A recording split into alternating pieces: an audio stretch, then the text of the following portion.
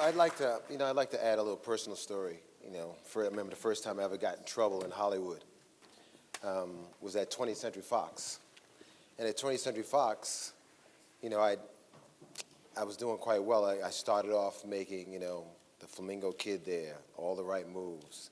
I did Waiting to Exhale, The Five Heartbeats, Little Richard.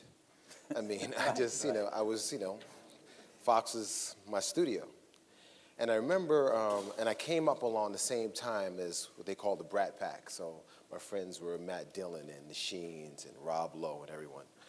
And I remember an executive called me into his office, and they was discussing this movie. They were developing a movie. And they were like, yeah, we really like you and stuff like that, And so I found myself in these movies where they would have one black character. So he said, yeah, so we want you to play the best friend.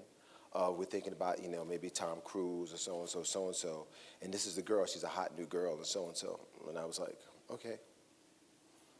And he said, you don't seem that excited. And I said, well,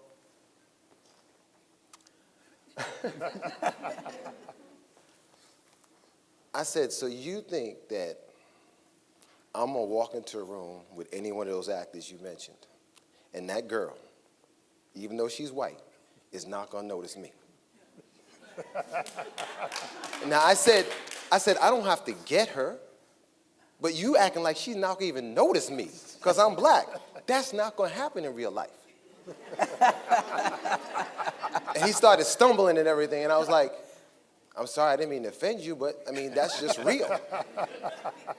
And then I got a call from an agent that says, oh, the executive there didn't think that you were, really nice, and you were like, you were a little full of yourself. I said, why? Because I told him that the white girl might notice that I'm standing next to the other guy. So that's the kind of things I used to run into in Hollywood when I was young, and it was